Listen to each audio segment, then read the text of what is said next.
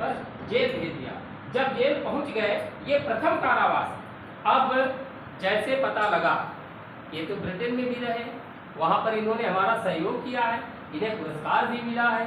अब तब इन्होंने समझा कि इनसे कहा गया नहीं गांधी जी हमारे सहयोगी हैं, हिचकाक से कहा कि नहीं वो तो हमारे सहयोगी हैं।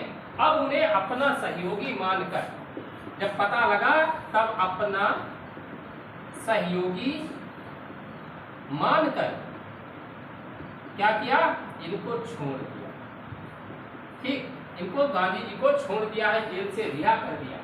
जब रिहा कर दिया तब जाकर के इन्होंने क्या किया, अपने सहयोगियों के साथ मिलकर के चंपारण जाकर के एक रिपोर्ट तैयार कर, रिपोर्ट तैयार करवाई। और ब्रिटिश जब रिपोर्ट तैयार करवा के सरकार से कहा कि आप जो तिनकटिया पद्धति के माध्यम से किसानों का शोषण करते हुए गलत है, तो सरकार ने कहा ऐसा नहीं हो सकता।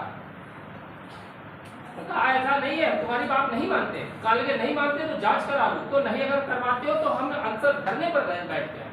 तो सरकार दबाव में आई, तो उसने क्या किया, ब्रिटिश सरकार ने फ्रैंक साय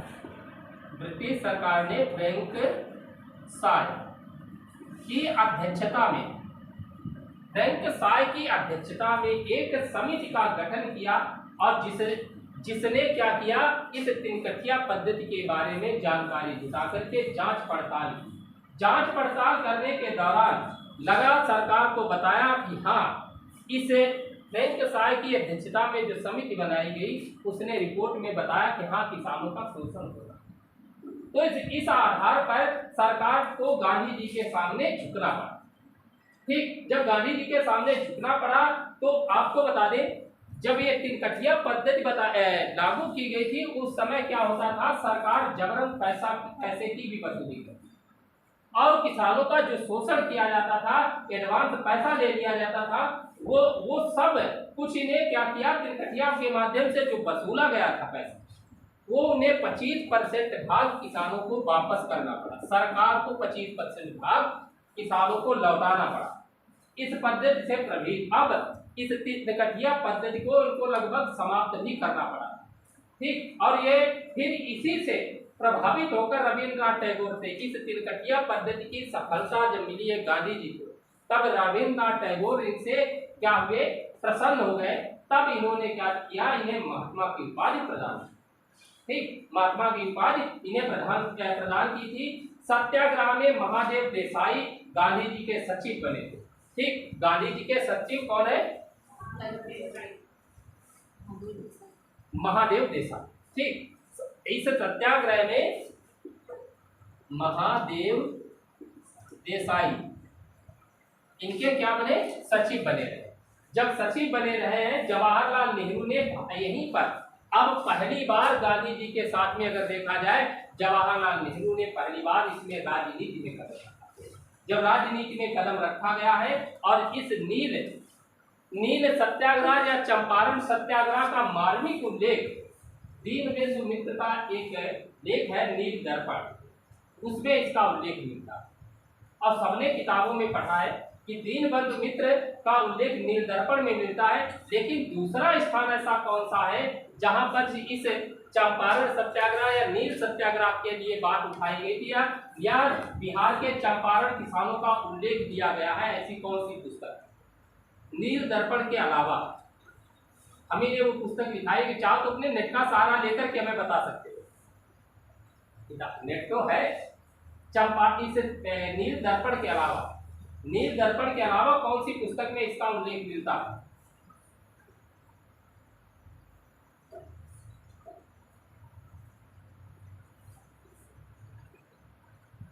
सर्च करो जल्दी,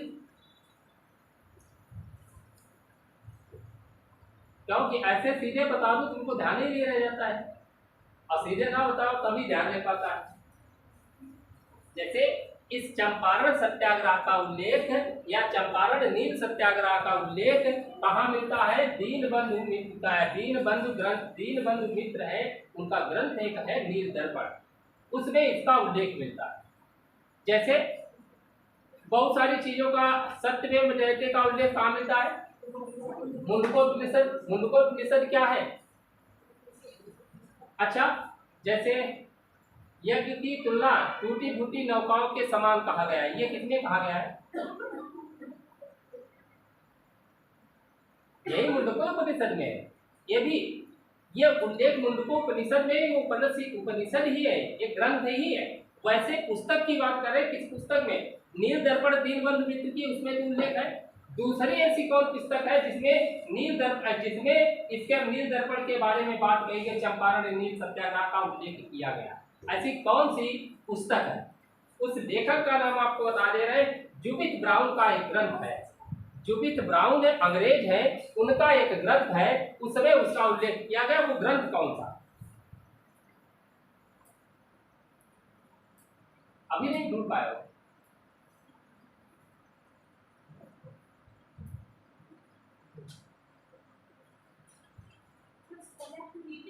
कौन? नहीं, Gandhi rise to power in India. Gandhi rise to power in India, ये इंडियन पॉलिटिकल्स है, ठीक। ये जुबिथ ब्राउन की पुस्तक है, उसमें इसका उल्लेख किया गया, ठीक। ध्यान रखना, Gandhi rise to power in India politicals, ये इसमें मिलता है। गांधी जी के इस नील दर्पण का उल्लेख मिलता है, केवल नील दर्पण के अलावा दूसरी जगह का उल्लेख नहीं, ठीक। जैसे हमने एक बार बताया था, 1857 का जो विद्रोह है उसका पहला उल्लेख कहाँ मिलता? 1857 का विद्रोह हुआ था, उसका उल्लेख सबसे पहले कहाँ मिला? किस किताब में मिला? किस पुस्तक में मिला? भाई युद्ध तो लड़े गए, उसका उल्लेख भी तो कहीं कहीं है, तो उसका उल्लेख सबसे पहले कहाँ मिला था वो हमें आपसे पूछना चाहे। हमने बताया भी आपको कहाँ मिला था उसका उल्लेख। कोई बता सकते हो तो बताओ।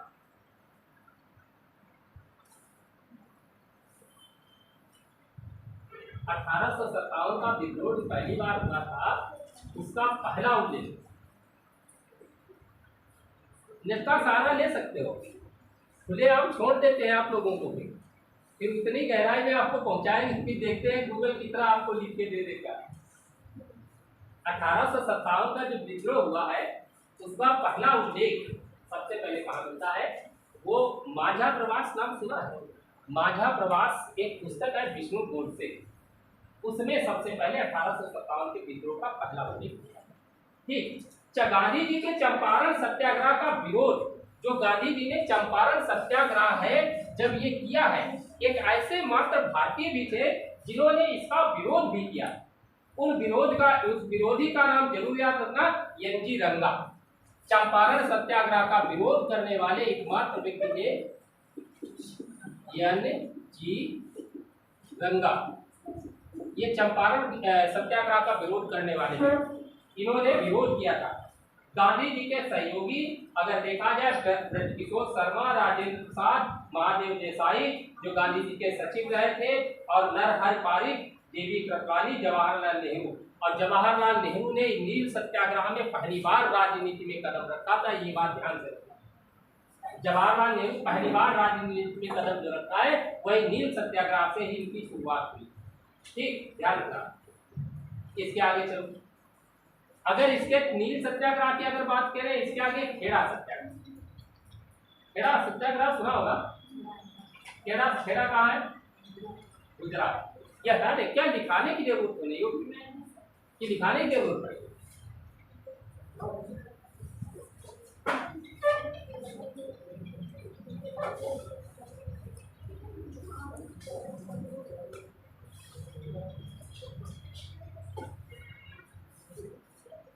खेड़ा सत्याग्रह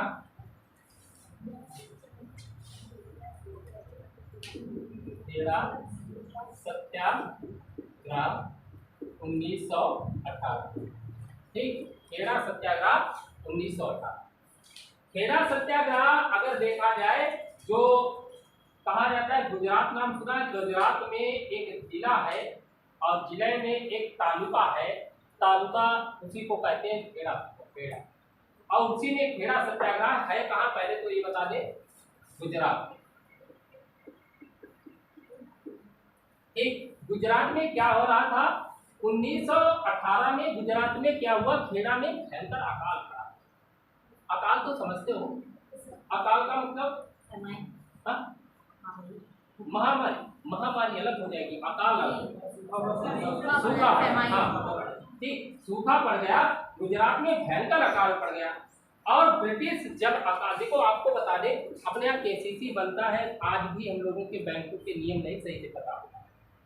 जब अगर 75% अगर कोई फसल बर्बाद हो जाए तो उस वर्ष क्या होता है कि आपसे कोई भी मालगुजारी नहीं ली जाएगी, मालगुजारी नहीं ली जाएगी। साथ में देखो मालगुजारी तो नहीं ली जाएगी, जो आपने ब्याज फसल के ऋण लिया है वो ऋण भी माफ हो जाएगा। जब गुजरात के खेड़ा में क्या हुआ, भयंकर अकाल पड़ा, जब सूखा पड़ा, क्या 75% कौन बताया, 20% भी फसल नहीं होगी। जब अकाल पड़ा, बरसात नहीं हो रही, पानी नहीं, जीने के लिए कुछ है नहीं सही से, तो क्या फसल हो पाएगी। लेकिन उसने क्या किया, ब्रिटिश सरकार ने मालगुजारी बंद नहीं की, इसने क्या किया, मालगुजारी बंद ही नहीं की, साथ में 23% और वृद्धि कर दी। अब 23% वृद्धि कर दी, क्या 23% वृद्धि किसान अदा कर पाएंगे। 23% राजस्व में वृद्धि कर दी, बढ़ोतरी कर दी। अब मालगुजारी बढ़ा करके 23% बढ़ोतरी कर दे, जबकि अकाल नीति के अनुसार क्या होता है, 3/4 या 75% फसल नष्ट होने पर क्या होता है, मालगुजारी माफ कर दी जाती है तथा किसान का पूरा कर्ज भी माफ होता है, लगान भी माफ और कर्ज भी माफ होता है। ये लगान प्लस कर्ज माफ हो जाता है।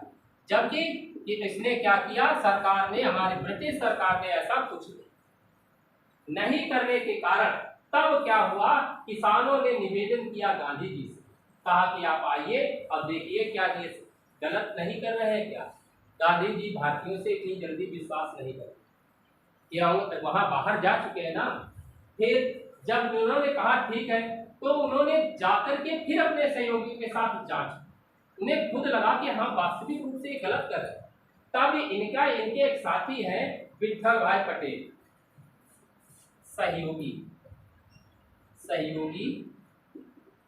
विट्ठल भाई पटेल, विट्ठल भाई पटेल के साथ मिलकर के ये पहुंचे खेड़ा और वहां पर जानकारी ली। और जानकारी लेने के बाद साथ में उन्होंने मोहनलाल पांड्या, इंदुलाल याग्निक, वल्लभ भाई पटेल, इन लोगों को मिलकर के पूरे खेड़ा का क्या किया, निरीक्षण किया। ठीक, निरीक्षण किया, दौरा किया। गांधी जी ने घोषणा कर दी। अब गांधी जी ने वहीं पर घोषणा कर दी कि केवल लगान वही लोग देंगे जो लगान देने योग्य है, बाकी कोई लगान नहीं देगा। जिसके पास पैसा है वही तो लगान दे सकता है, जिसके पास लगान नहीं है, पैसा नहीं है, तो लगान कैसे दे सकता। तो इसलिए उन्होंने क्या किया, सबको मना कर दिया, जैसे जो सक्षम है वही दे। लेकिन सरकार ने कहा कि ऐसा नहीं हो पाएगा। तब ये क्या किया कि इन्होंने कहा ऐसा नहीं तो जांच करवा लो। जांच करवाने की बात कही गई, और जब जांच करवाई गई तो लगा कि हाँ वास्तविक गलत होगा। तो सरकार ने इनकी फिर से 23/3/1918 23/3/1918 को सरकार ने इनकी बात मानी। सरकार ने कहा जो लगान देने में सक्षम है वही लगान दे, बाकी को सबका लगान माफ किया जाता है, बाकी लगान नहीं बचता है। ये बात यहाँ पर इन्हें सफलता मिली। अब बताओ, इसमें इतने लोग बैठे, अगर कहा जाए जो लोग पैसा देने में सक्षम है वो कोचिंग में पैसा जमा कर, क्या कोई जमा करेगा? कोई सक्षम नहीं।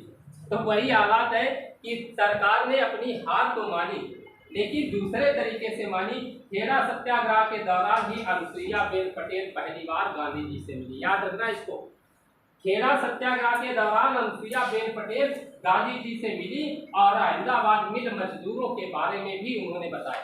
एक अनुसुईयाबेन पटेल ये मिली है आकर के, इन्होंने किसके बारे में बताया? अनुसुईयाबेन पटेल मिली है, इन्होंने अहमदाबाद मिल मजदूर के बारे में बताया। अब हमें बताओ, पहले पीछे बैक में जाओ। गांधी जी जब आए थे चंपारण के बाद में उन्हें बंगला दिया गया था। वो बंगला किसने दिया था? कौन? वो अनुसुईया बेन पटेल के क्या थे? भाई। उन्हीं के मिल है, वही सब लोग मिल मालिक है। और वही मिल मालिक क्या कर रहे हैं कि मजदूरों की मजदूरी सही से नहीं दे रहे हैं। तो ये जानकारी अनुसुईया बेन पटेल ने गांधी जी को दी और गांधी जी से कहा कि आप अहमदाबाद आ जाए। आप किताबों में कई बार आप पढ़ेंगे खेड़ा सत्याग्रह और अहमदाबाद मिल। कभी अहमदाबाद मिल मजदूर पहले मिल हड़ताल पहले दी होगी और खेड़ा सत्याग्रह बाद में दिया होगा, और खेड़ा सत्याग्रह कभी पहले दिया होता, मिल मजदूर बाद में दी। याद रखना, इस डेट को याद रखना, 23/3/1918 अभी डिसाइड कर रहे हैं। जब गांधी जी को पता चला कि अनुसुईया बेन पटेल ने निवेदन किया कि आप हमारे साथ अहमदाबाद चलिए, तब गांधी जी ने किसान सत्याग्रह जो चल रहा था यहाँ पर खेड़ा, किसान सत्याग्रह की बागडोर इन्होंने किसको? वल्लभ भाई पटेल को दी और तुरंत मजदूरों के लिए अहमदाबाद गए और वहां वल्लभ भाई पटेल को सफल, देखो इधर वल्लभ भाई पटेल यहाँ नेतृत्व कर ही रहे, उधर ये क्या कर रहे हैं, ये चले जाते हैं अहमदाबाद मिल के लिए। वहां पर अहमदाबाद में क्या था, ये हटा लें,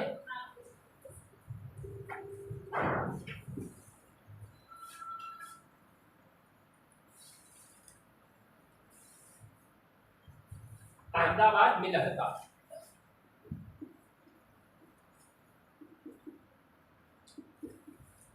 मिल हड़ताल तब 1918 जब अहमदाबाद मिल हड़ताल वहां पहुंचे। उस अहमदाबाद में उस समय क्या था? प्लेग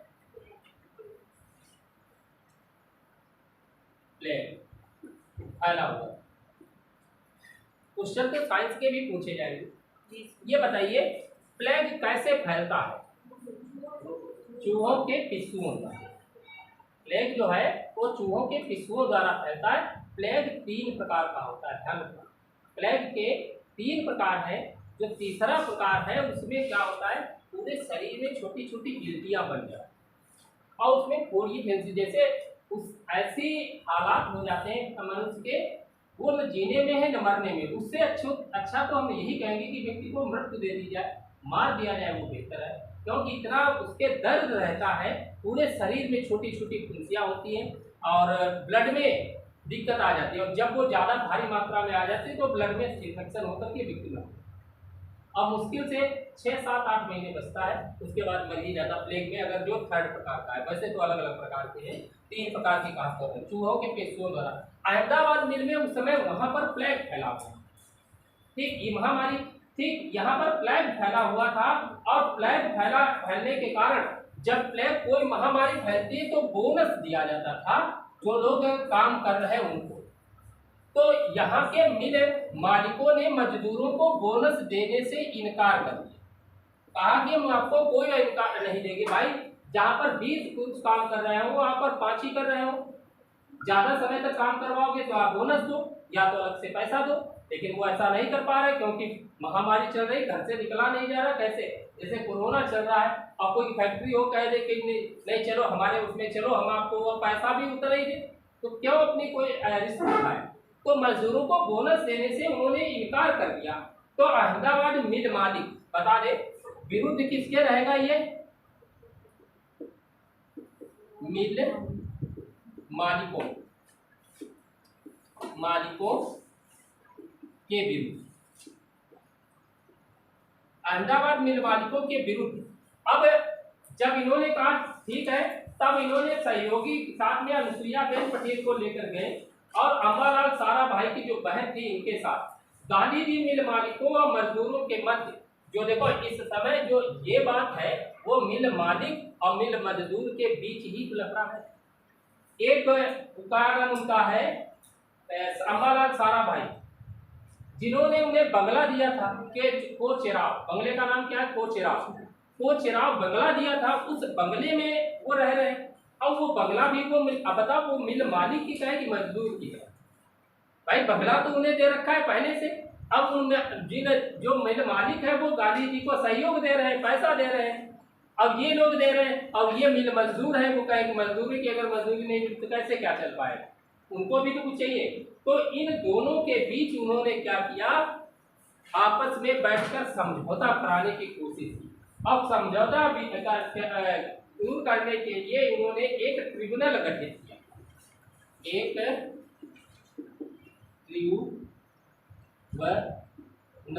ट्रिब्यूनल गठित किया और कहा इस ट्रिब्यूनल को ये जो मिल मालिक है, मिल मालिक इसको सहायता करेंगे जांच करने की, और जो गलती होगी वही उसको सजा देगी। ठीक, जब मिल ट्रिब्यूनल को सौंपने का फैसला किया, प्रारंभ में मिल मालिकों ने इस ट्रिब्यूनल को सहायता दी जांच करने, बाद में उन्होंने सहायता देना बंद कर दिया और कहा जो भी आपको करना है, उनसे कहा कि हम कुछ नहीं कर पाएंगे। और उन्होंने एक आदेश पारित कर दिया कि हम केवल 20% ही बोनस देंगे, 20% बोनस देंगे, शेष बोनस नहीं देंगे। जो मजदूर स्वीकार करेगा उसको नौकरी को रखेंगे और जो स्वीकार नहीं करेगा उसे नौकरी से ही निकालेंगे। जब गांधी जी ने कहा अच्छा मैंने ट्रिब्यूनल बनाया, ट्रिब्यूनल ने कहा कि हमें सहयोग ही नहीं दे रहे और ऊपर से तुमने ऐसा आदेश निकाल दिया, तब गांधी जी ने क्या किया, 15/03/1918 को भूख हड़ताल पर क्या हुआ, गांधी जी बैठ गए। ठीक, भूख हड़ताल पर गांधी जी बैठ गए और गांधी जी के साथ अम्बालाल साराभाई की वो बहन, अम्बालाल साराभाई को भी की बहन भी बैठी और बड़े बड़े सब लोग बैठ गए। ठीक, गांधी भूख हड़ताल पर बैठे, मिल मालिकों को अब झुकना पड़ा और उन्होंने 35% बोनस देने पर राजी हो गए। ठीक, हालांकि दोनों के बीच समझौता ही कराया गया और इनको भी क्या हुआ, 35% देने पर राजी हो गए और गांधी जी ने मजदूरों से कहा ठीक है आप 35% बोनस लेकर के अपने काम पर सब लोग वापस चले आओ, और साथ में नौकरी से कहा निकालने की भी बात नहीं रखी गई। बस ये बात हो गई थी। अब हमें बताना जो खेड़ा सत्याग्रह है उसका फैसला पहले आया कि अहमदाबाद मिल का फैसला पहले, क्योंकि इस भूख हड़ताल के बाद में फैसला, तो इसलिए इस फैसले के आधार पर जब किताबें लिखते तो अहमदाबाद मिल, और जो कार्रवाई के आधार पर सबसे पहले लिखते हैं तो खेड़ा सत्याग्रह, वो अभी कौन सा पढ़ा था, खेड़ा सत्याग्रह पहले लिखते इस आधार पर। हालांकि ये इसका निपटारा पहले हुआ, उसका निपटारा बाद। अंतर कितना है, ये 15 की जगह 16 और वो है 23, इतना अंतर। इसीलिए आगे पीछे थोड़ा बहुत अंतर रहता है, बाकी कोई नहीं। ठीक, इसके आगे चलो, रोलेटिक है कुछ समझ पा रहे हैं कि नहीं, खाली पढ़ते ही रहे हम लोग, बता देना, पता लग रहा कि कुछ समझ नहीं पाए और पढ़ते चले जाए, क्या फायदा रहेगा। दिखाने की भी क्या आवश्यकता है क्या, अभी नहीं दिखाए क्या बोलो, अच्छा, और लिखाने की आवश्यकता नहीं है, अगर लिखाएंगे तो अगली बार, अगला बैच शुरू होगा तभी। इसके आगे चलो, रोलेटिक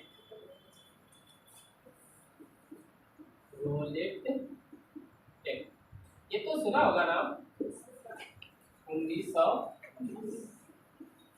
ये रोलेट एक्ट क्यों लाया गया, कोई हमें बताएगा? नमक कानून को तोड़ने के लिए। रोलेट एक्ट क्या नमक कानून को तोड़ने के लिए? अंग्रेजों ने भारत में जो रोलेट एक्ट लाए थे वो लाए क्यों, क्या वजह थी, क्या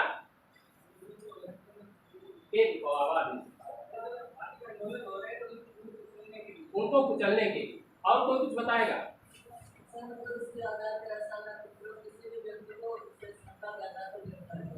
नहीं, ये तो रोलेट एक्ट के अंदर आया, राष्ट्रवाद की भावना ना ज्यादा। अगर कहें तो हम दोनों लोगों की बात लगभग सब एक ही। क्रांतिकारी गतिविधियों को कुचलने के लिए, हमारी बात समझना, क्रांतिकारी गतिविधियों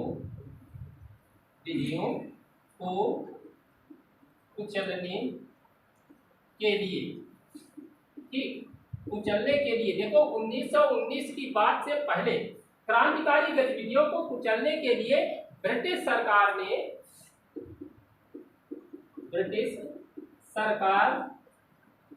1917 में, ठीक, क्रांतिकारी गतिविधियों को कुचलने के लिए ब्रिटिश सरकार ने 1917 में न्यायाधीश सिडनी रॉलेट, एक न्यायाधीश है, न्यायाधीश सिडनी रॉलेट,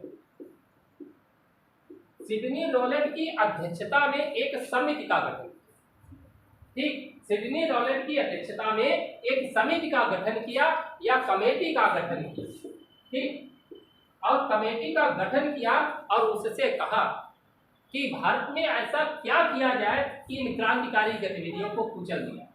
ऊपर मैंने लिखा भारत में क्रांतिकारी गतिविधियों को कुचलने के लिए ब्रिटिश सरकार ने 1917 में न्यायाधीश सिडनी रॉलेट की अध्यक्षता में एक कमेटी का गठन किया गया और उस कमेटी ने क्या किया, 6 मार्च उसने पहले से क्या किया, जांच पड़ताल की पूरे का। उसके बाद में 6 मार्च से 17 मार्च जब उसने रिपोर्ट तैयार करके सरकार को दे दी तो 6 मार्च से 17 मार्च 1919, हमारी बात समझना, 6 मार्च से 17 मार्च 1919 के बीच पहले तो कमेटी ने, सिडनी रॉलेट ने अपनी जांच समिति दे दी सरकार को। सरकार ने 6 मार्च से 17 मार्च के बीच इसकी समीक्षा करने के लिए समीक्षा इंपीरियल समीक्षा हेतु उसने क्या किया कि इंपीरियल लेजिस्लेटिव असेंबली,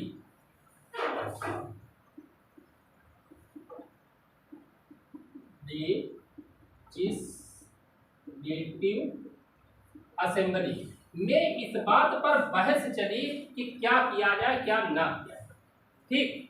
6 से 17 मार्च 1919 में इसी जांच जो सिडनी रॉलेट ने जांच दी है उस कार्रवाई के लिए रॉलेट एक्ट जो बनाया है उस रॉलेट एक्ट पर कार्रवाई करने के लिए 6 से 17 मार्च 1919 में पहले समीक्षा हुई और समीक्षा कहाँ हुई, इंपीरियल लेजिस्लेटिव असेंबली में क्या हुआ, इस पर बहस चली और उस असेंबली में भारतीयों ने इसका विरोध किया, भारतीयों ने इसका विरोध किया।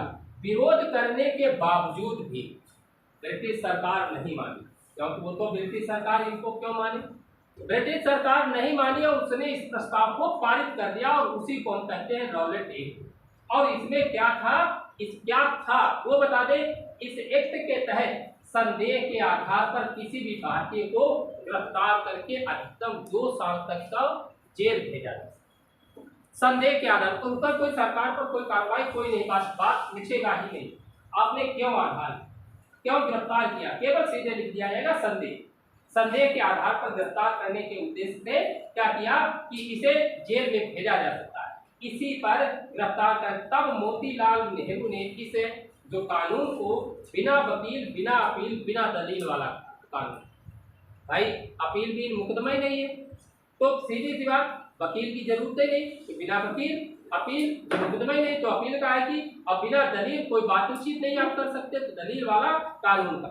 भारतीय जनता ने इसी रॉलेट एक्ट को काला कानून का ध्यान रखना, जो जब मोतीलाल नेहरू ने बिना वकील बिना दलील बिना अपील वाला काला कानून कहा, भारतीय जनता ने इसे काला कानून कहा।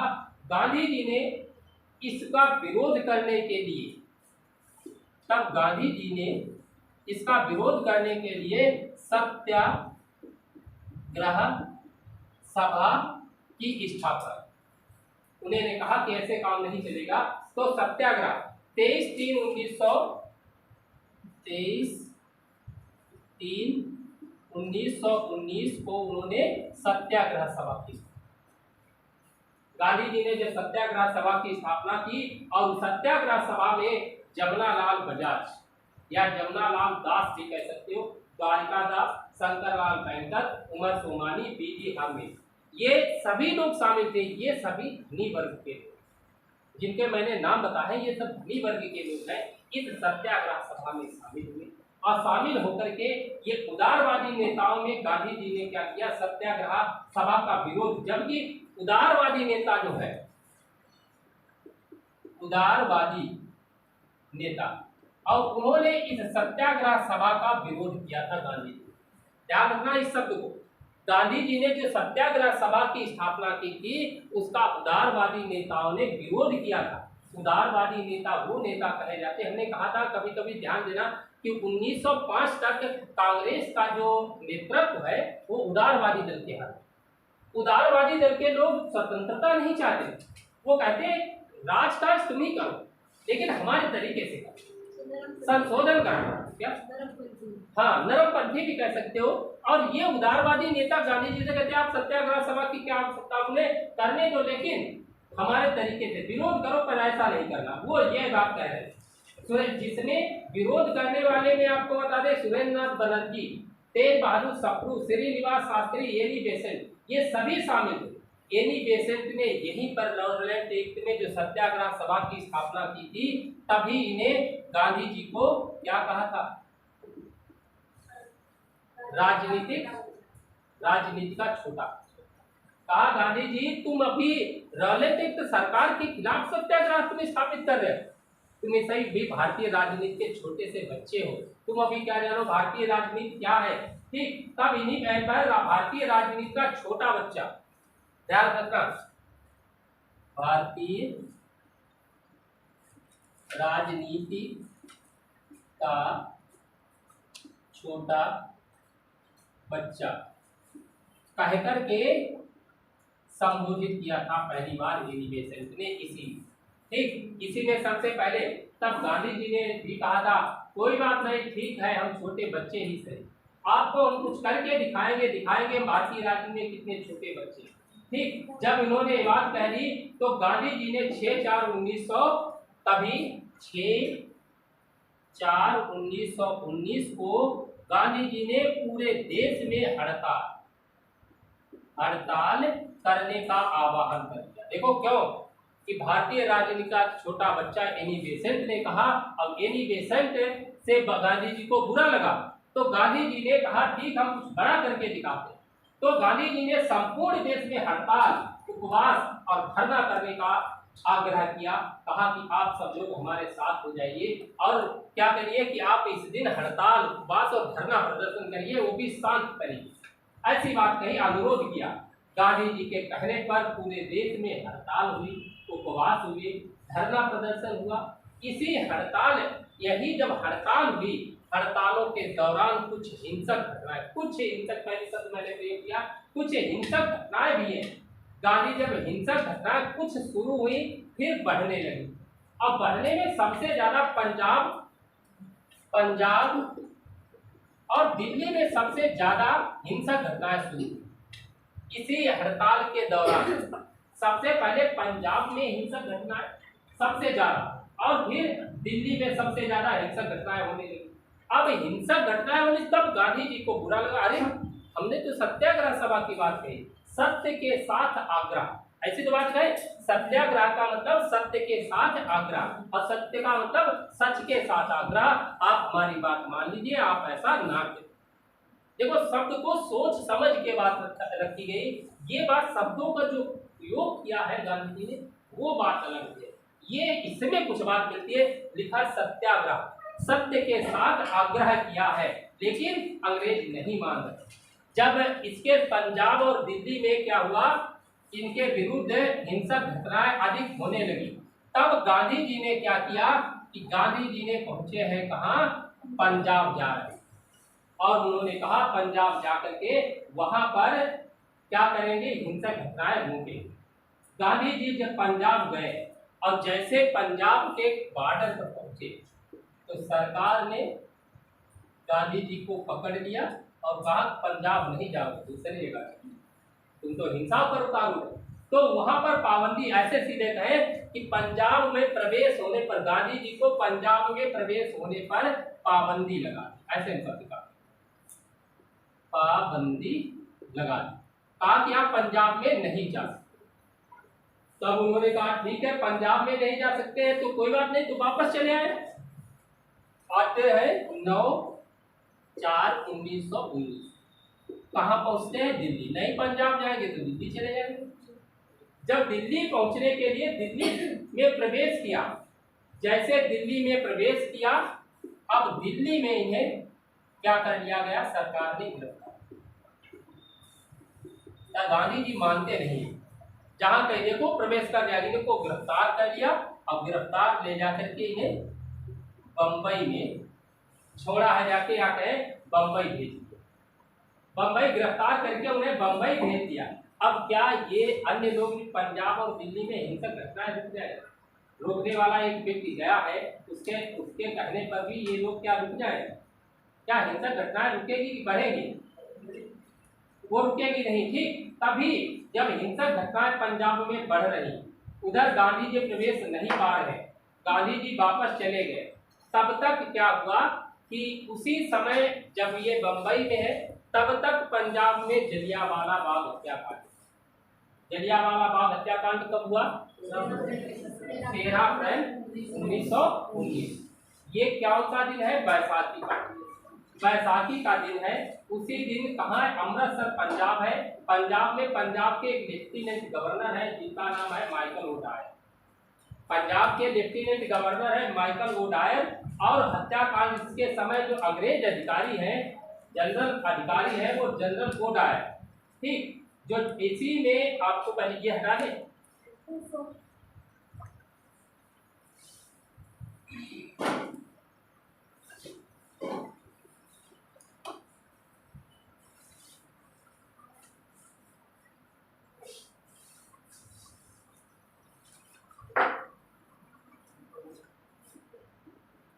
जलियांवाला बाग हत्याकांड कब? 13 अप्रैल 1919। कहाँ?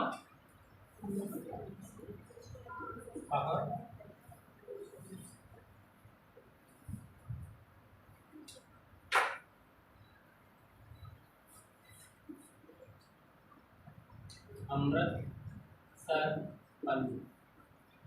ठीक, अमृतसर पंजाब।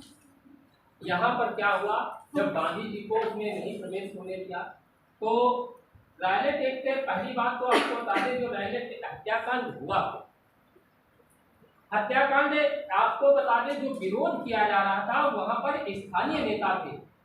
रायलेट एक्ट के विरोध में, विरोध जो है इस रायलेट एक्ट के विरोध, रायलेट एक्ट के विरोध में वहां के स्थानीय नेता थे। 2 नेता, एक का नाम है डॉक्टर सैफुद्दीन किचलू और एक का नाम है डॉक्टर सतपाल। ठीक, सैफुद्दीन किचलू,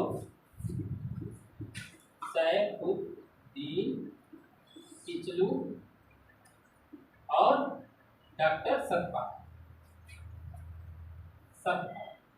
इन 2 स्थानीय नेता जो विरोध कर रहे थे, इन दोनों नेताओं को क्या किया गया कि इन्होंने सरकार ने, ब्रिटिश सरकार ने पकड़ करके क्या किया?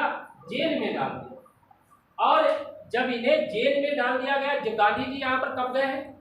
दिल्ली कब पहुंचे ये बताओ पहले। 9 को पहुंचे, 9 अप्रैल।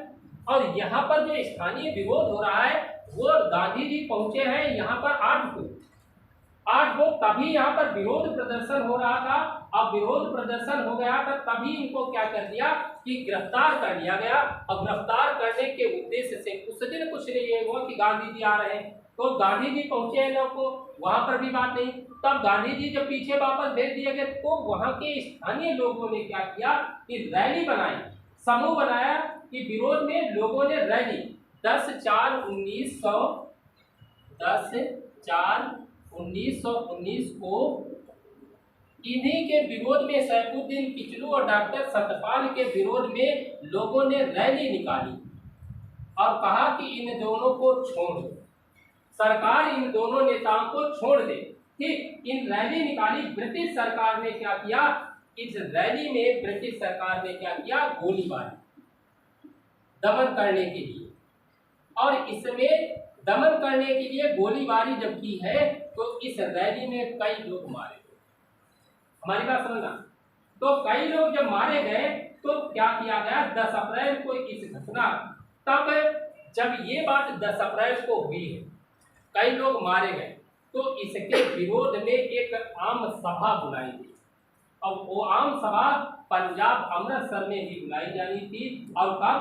बैसाख। बहुत जल्द क्या हुआ, जल्द उस समय। और बता दें, इस सभा जो बुलाई गई उसमें जो जिलाधिकारी होते हैं, कलेक्टर, उनसे अनुमति भी ली गई थी। अनुमति लेने के लिए भारतीय गए, लेकिन उन्होंने अनुमति स्पष्ट मना भी नहीं किया और दी भी नहीं।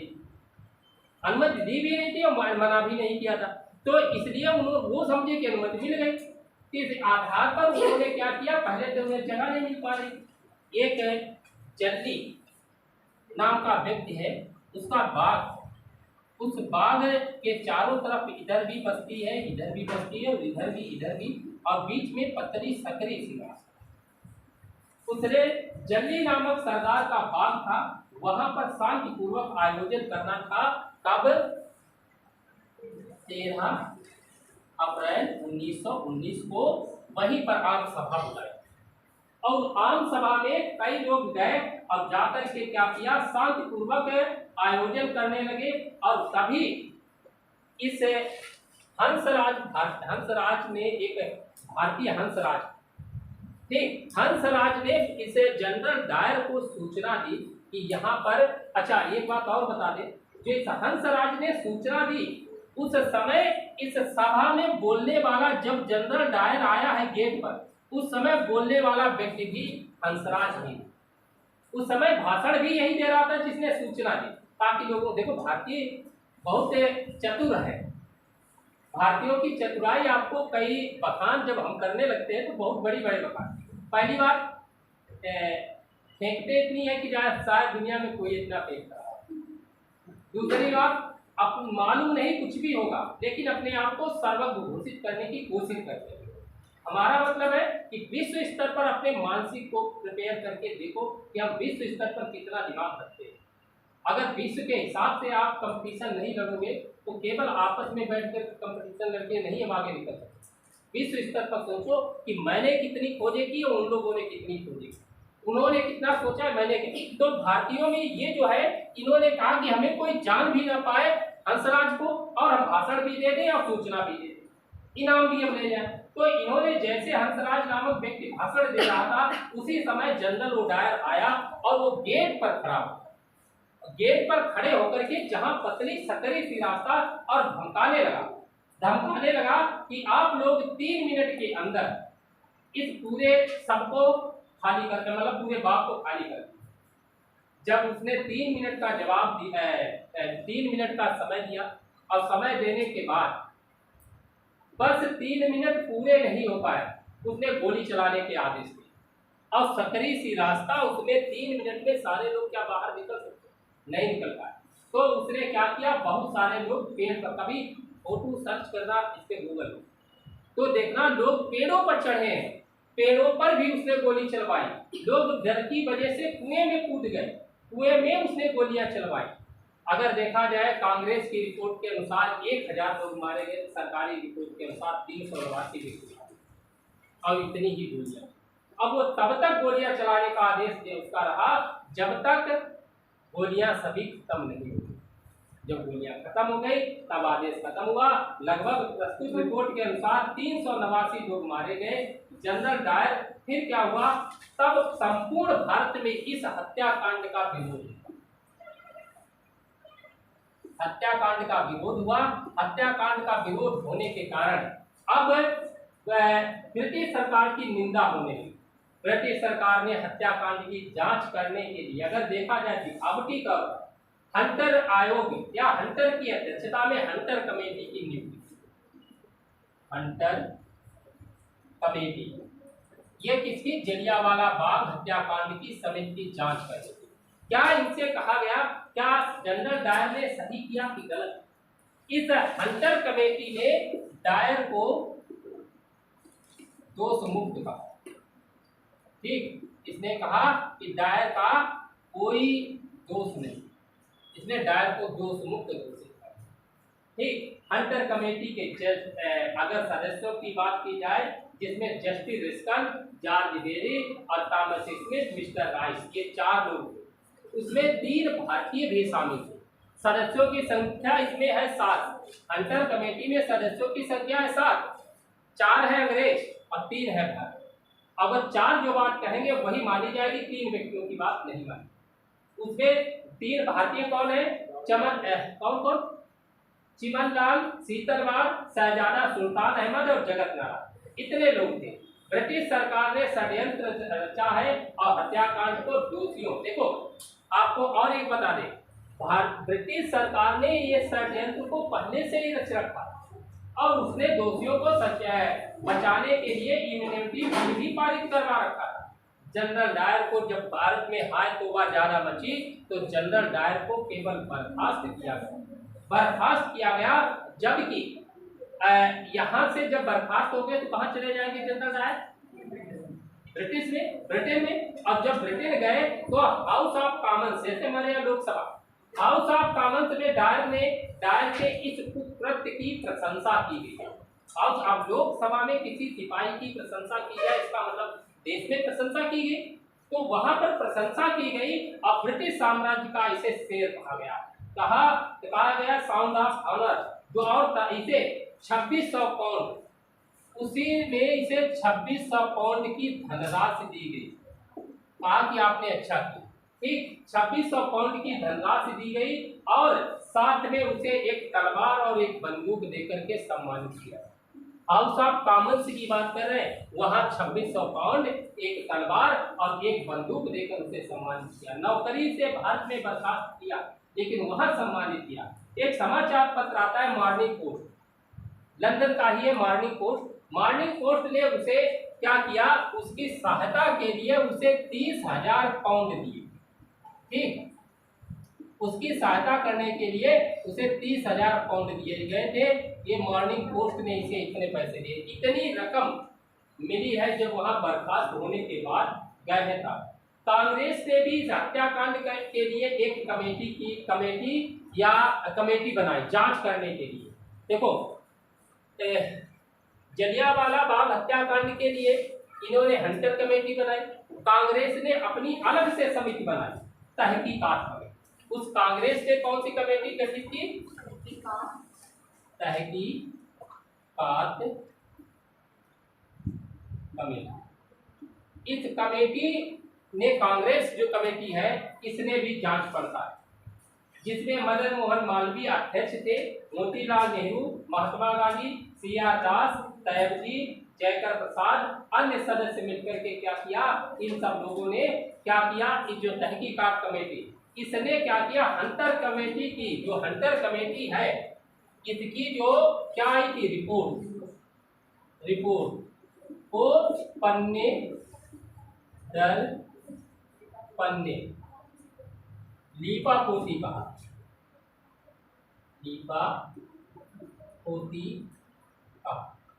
कहा कि जो हंटर कमेटी की रिपोर्ट है वो पन्ने दर पन्ने लीपा होती है, उसमें कोई सच्चाई नहीं। 18 अप्रैल 1919 को गांधी जी ने क्या किया, जो ये सत्याग्रह की बात कर रहे थे, सत्याग्रह के दौरान ही तो ऐसा हुआ, इन्होंने क्या किया, अपना आंदोलन वापस ले लिया। गांधी जी ने अपना आंदोलन वापस ले लिया और कहा कि इस एक्ट के विरोध में जो मैंने हड़ताल की है वो हमारी हिमालयी। इस शब्द को ध्यान रखना कि जो ये सत्याग्रह है, रॉलेट एक्ट के विरोध में गांधी जी ने जो हड़ताल की है उसे अपनी हिमालयी भूल कहा कि ये हमारी बहुत बड़ी भूल है, ये हमें नहीं करना चाहिए। जब उन्होंने हिमालयी भूल बताया तो भारतीय गांधी जी से नाराज होने लगे, कहा कि ऐसा क्या, जब हम सब लोग मिलकर के मरने लगे, मारने लगे और लोगों से बदला लेने लगे, हम अपने आप को स्वतंत्र महसूस करने लगे, तब आपने क्या किया, सत्याग्रह को वापस किया। अब गांधी जी का एक ही उद्देश्य था कि उसमें हिंसा का प्रवेश था। देखो मूलभूत रूप से अगर देखा जाए तो गांधी जी कहीं भी किसी भी स्थिति में ये नहीं चाहते थे कि हिंसा का प्रवेश, वो अहिंसा चाह रहे थे। और जैसे हिंसा का प्रवेश हुआ उन्होंने बात, कितना भी ऊंचा क्यों न आंदोलन पहुंच जाए, अगर हिंसा प्रवेश है तो गांधी जी तुरंत बात, ये उनकी सबसे बड़ी खासियत। तो जब हिमालयी भूल बताया तब इससे लोग नाराज हुए। तभी उसी समय चमनदीप के नेतृत्व में पंजाब में डंडा कमेटी, अच्छा उधर अंग्रेज अपना क्या करे, शोषण जारी। तब पंजाब में सुरक्षा करने के लिए उन्होंने सत्याग्रह तो वापस ले लिया, उन्होंने हड़ताल वापस ले ली। वापस लेने के दौरान तब चमनदीप ने कहा कि अब अपने अपने हाथों में हाथ डंडा पकड़िए, आप अपनी सुरक्षा स्वयं। तब चमनदीप के नेतृत्व में पंजाब में डंडा कमेटी का गठन किया गया और उसके माध्यम से पंजाब में क्या किया गया, सुरक्षा व्यवस्था कायम। कुछ समझ पाया नहीं कि लिखाना ही पड़ेगा, दिखाना ना पड़े अभी से।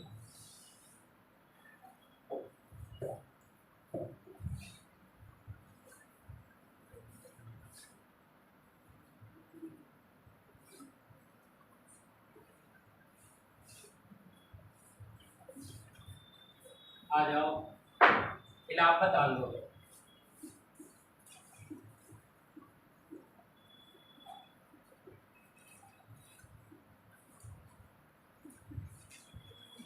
खिलाफत आंदोलन कोई बताएगा खिलाफत आंदोलन क्या है?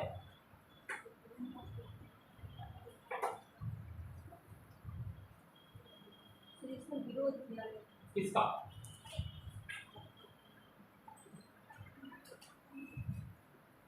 किसका विरोध किया गया? कोई ये बताओ। खिलाफत आंदोलन आपने नाम सुना होगा, प्रथम विश्व युद्ध जो हुआ था उसमें विजय कौन रहा था? ब्रिटेन विजय रहा। मित्र राष्ट्र और ध्रुवी राष्ट्र दो ग्रुपों में बटा हुआ था। तो मित्र राष्ट्र कौन थे, ध्रुवी राष्ट्र कौन थे? प्रथम विश्व युद्ध हुआ था, उसमें मित्र राष्ट्र और ध्रुवी राष्ट्र दो लोग हैं।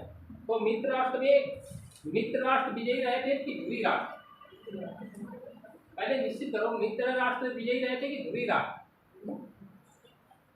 क्या हुआ? अरे विश्व स्तर की बात, छोटी छोटी बात तो जान नहीं सकते हो। विजयी कौन रहा, मित्र राष्ट्र या ध्रुवी राष्ट्र?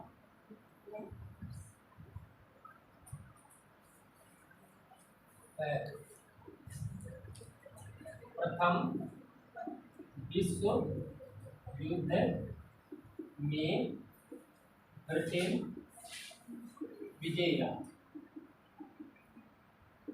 ठीक, ब्रिटेन है मित्र राष्ट्रों की ही विजय हुई थी।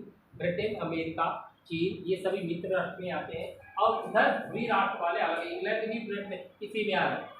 ब्रिटेन विजयी रहा और ब्रिटेन ने क्या किया, इस ब्रिटेन ने फैसला लिया।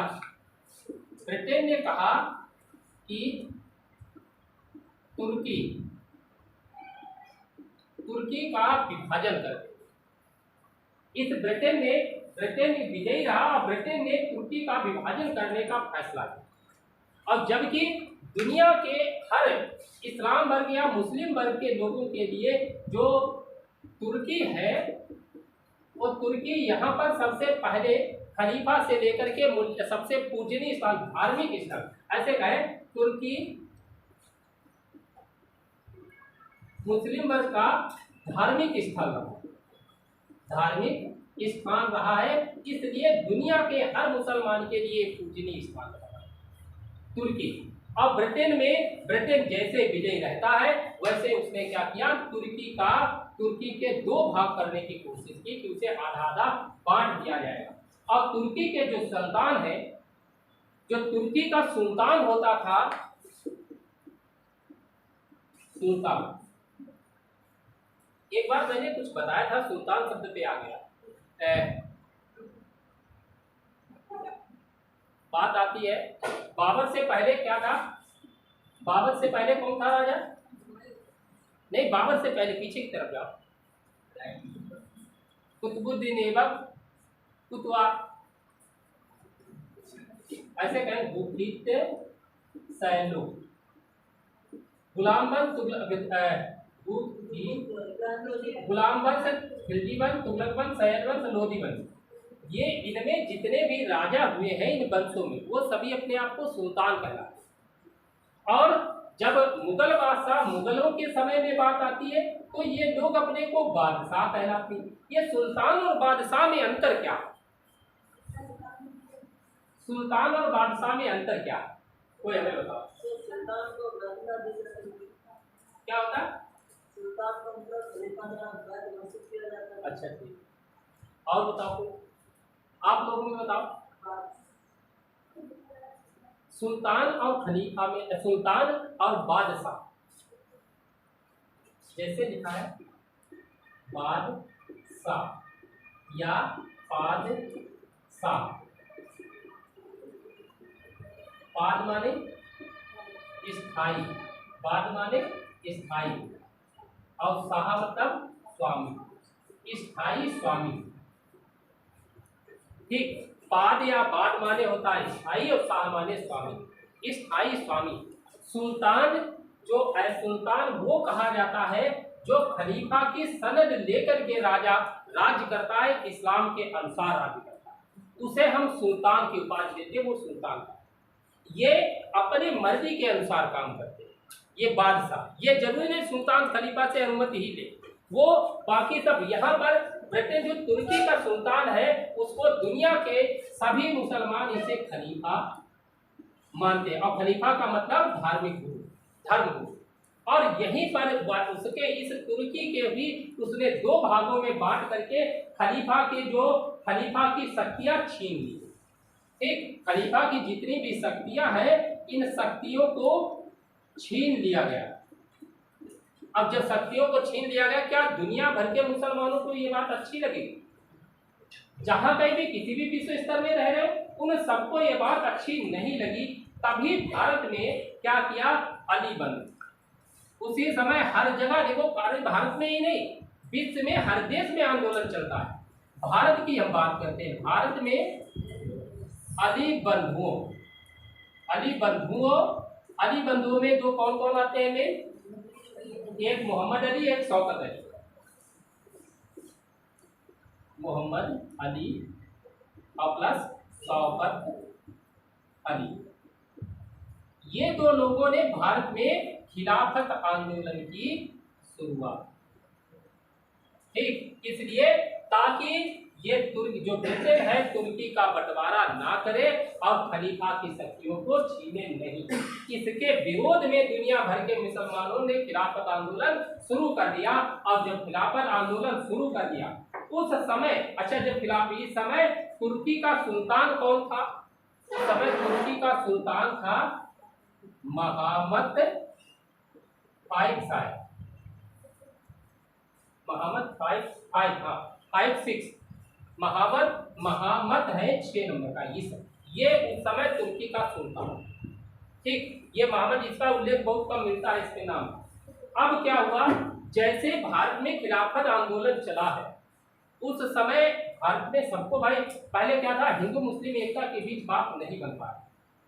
तब गांधी जी ने कहा कि इस समय दुनिया भर में खिलाफत आंदोलन चलाया जा रहा है, अब भारत के मुसलमान भी खिलाफत आंदोलन चला रहे, क्यों नहीं हिंदू वर्ग तुम भी इनके साथ में जुड़ जाओ और तुम भी कहो कि यही सबसे सुनहरा मौका है हिंदू मुस्लिम एकता का, जो वो जब खिलाफत कर रहे तुम उनका साथ, ताकि वो जब तुम साथ का काम करो तो तुम्हारा भी साथ दे।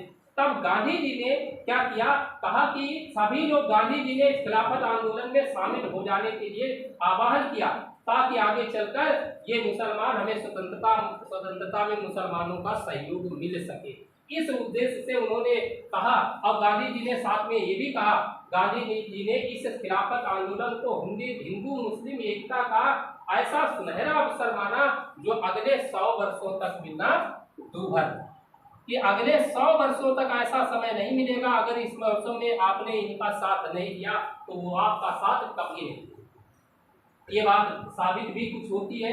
क्या हुआ था, तभी सब हिंदू वर्ग ने मिलकर के मोहम्मद अली और शौकत अली का साथ देना शुरू कर दिया। अली बंधुओं में अली बंधु हकीम अजमल खान, डॉक्टर अंसारी, मौलाना अब्दुल कलाम आजाद और हसरत मोहानी, इन सब ने मिलकर 1919 में अखिल भारतीय खिलाफत कमेटी, 1919 में अखिल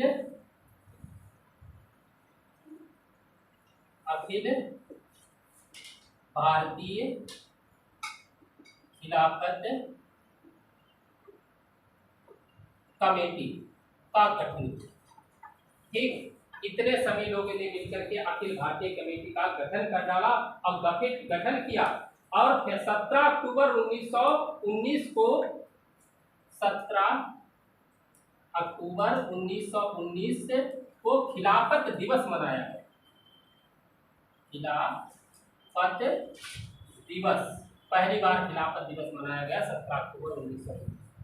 खिलाफत दिवस मनाया गया। अब क्या हुआ, तभी 24 नवंबर 1919 को क्या हुआ, दिल्ली में खिलाफत कमेटी का सम्मेलन, ये खिलाफत कमेटी बनी।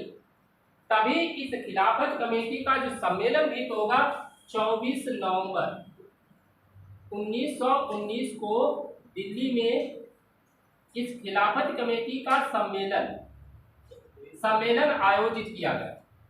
ठीक, जब खिलाफत कमेटी का सम्मेलन आयोजित किया गया, कहा गया कि अब इसकी अध्यक्षता कौन करेगा, तब इसकी अध्यक्षता गांधी जी ने। जबकि अगर दूर दूर रहते तो क्या गांधी जी को अध्यक्षता का मौका मिलता? नहीं मिलता। गांधी जी ने अध्यक्षता की। वही मार्च 9 जून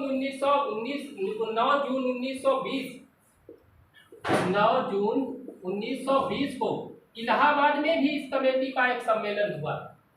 जब वहां सम्मेलन हुआ, वहां जब बैठक हुई, उसकी गांधी जी ने उसकी भी अध्यक्षता गांधी जी ने की। और उसी में 1 अगस्त 1920 को असहयोग आंदोलन चलाने की बात पहली बार गांधी जी ने की। ठीक, इलाहाबाद में जो क्या हुआ, खिलाफत कमेटी की जब बैठक हुई, उसी में 1 अगस्त 1920 को असहयोग आंदोलन चलाने प्रारंभ करने का निर्णय लिया गया। 24 जून 1920 को गांधी जी वायसराय के पास जाते हैं, और उस समय वायसराय कौन है? जेम्स फोर्ड वायसराय है। उनको पत्र लिख करके और कहते हैं कि हम कुशासन करने वालों का सहयोग नहीं करेंगे, हम कुशासन करने वाले का सहयोग नहीं करेंगे। उन्होंने अंगीकार कहा, लिख के दिया कि कुशासन करने वाले शासक को सहयोग न करने का अधिकार भारत के प्रत्येक नागरिक को। ठीक, और 1 अगस्त 1920 को असहयोग आंदोलन चलाने की बात उन्होंने कही। जब असहयोग आंदोलन की बात चली है, लेकिन 1 अगस्त को ऐसा दुर्भाग्यपूर्ण समय है कि 1 अगस्त को सुबह ही तिलक की सुबह ही मृत्यु। 1 अगस्त 1920 को ही, हम ऐसे भी कह सकते हैं, 1/8/1920 को तिलक की मृत्यु। और तिलक की मृत्यु हो गई, क्या असहयोग आंदोलन चल पाएगा? तो तिलक की जब मृत्यु हो गई तो संपूर्ण देश में शोक सभाओं, हड़तालों और धरना प्रदर्शन का आयोजन किया, और इसी को असहयोग आंदोलन लगभग धीरे धीरे मान लिया जाता है। उधर क्या हुआ कि अगस्त 1920 में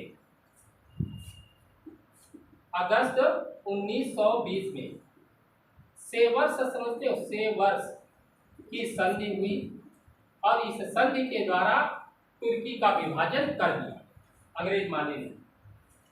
सेवर्स की संधि से तुर्की का विभाजन समाप्त कर दिया गया। अब विभाजन रोकने के लिए ही खिलाफत आंदोलन चलाया गया, लेकिन जब विभाजन नहीं रुका, तब 1 अगस्त 1900 सेवर्स की संधि के बाद खिलाफत आंदोलन समाप्त हो गया। लेकिन यहाँ गांधी जी ने नई रणनीति चल करके इनका सहयोग प्राप्त कर दिया और असहयोग आंदोलन चालू। देखो, यही राजनीति है। जैसे कभी कभी नाम सुना हुआ नेपोलियन तृतीय और बिस्मार्क, इन दोनों की कूटनीतियों को देखिए। नेपोलियन तृतीय शुरुआत में बहुत अच्छी बात, लेकिन बिस्मार्क के सामने वो मार खा जाते, तो ये कूटनीति की बात आ जाती है। यहाँ पर तब तक खिलाफत आंदोलन, यहाँ पर असहयोग आंदोलन की शुरुआत हो जाती है। असहयोग आंदोलन जैसे संपूर्ण देश में शोक सभाओं, धरना प्रदर्शन, इनका सबका आयोजन होने लगता है, और खिलाफत आंदोलन समाप्त हो जाता है। आपको बता दें, जो ये क्या कहा जाता है, खलीफा पद समाप्त किया गया है 1924 में, मुस्तफा कमाल पाशा। जब खलीफा पद का सृजन कब किया गया? कब? 1600 खलीफा पद का सृजन किया गया। आपको बताओ, खलीफा पद का सृजन कब किया गया? कब शुरुआत हुई? किसकी? अली चौथे खलीफा खुद ही थे। अली खुद ही चौथे खलीफा थे। खलीफा पद की शुरुआत भूल कैसे जाते हो? खलीफा पद कहाँ से निकलता है? देखो 570 ईस्वी में हजरत मोहम्मद साहब का जन्म हुआ। 610 में उन्हें ज्ञान की प्राप्ति हुई। 622 में क्या हुआ? वो मक्का से मदीना भगाए गए। क्या हुआ? वो उसको हिजरत कहते हैं। हिजरी संबत तभी से प्राप्त हुआ। 632 में इनकी मृत्यु हो गई। और 632 में हजरत मोहम्मद साहब की मृत्यु होने के बाद खलीफा पद का सृजन किया गया। और पहले खलीफा कौन बने? उमर ही तो पहले खलीफा है। तो उमर 632 में वो भी मार दिए गए थे। फिर दूसरे खलीफा बने, तीसरे बने, ऐसे मारते उनके आपस में झगड़े की वजह से मृत्यु हुई। फिर चौथे खलीफा अली की जब मृत्यु हुई तब सिया और सुन्नी दो संप्रदायों में अलग अलग बटा। हालांकि वो आपको उसमें बताया गया होगा, जो मध्यकालीन जो इतिहास पढ़ाया गया उसमें कुछ बताया गया होगा, पढ़ाया गया होगा कि नहीं पढ़ाया गया। जब मोहम्मद कासिम का आक्रमण हुआ होगा उसके पहले जो बताया गया कहाँ पर बताई गई होंगी ये सभी बातें। ठीक 632 में ये बात आ जाती है। क्या हुआ? समझ गए क्या? अरे सोच रहे थे अभी पानी पी गए। क्या करें? इसको पढ़ाने का ज्यादा समय हो जाएगा। देखो अच्छा, जब कमाल पाशा ने क्या किया? मुस्तफ़ा कमाल पाशा ने 1924 में खलीफा पद को समाप्त कर दिया। इतनी बात ध्यान रखो। ठीक, अब फिर क्या हुआ? इसके आगे चलो। असहयोग आंदोलन आगे डाल लीजिए चाहो तो। असहयोग आंदोलन और असहयोग आंदोलन अब पढ़ाएंगे फिर अगले जब भी क्लास में। जहां पर ना समझ पाए हो वहां पर कहीं से भी दिक्कत कर रही हो। ध्यान रखना, हौसला जीतता है, हथियार नहीं।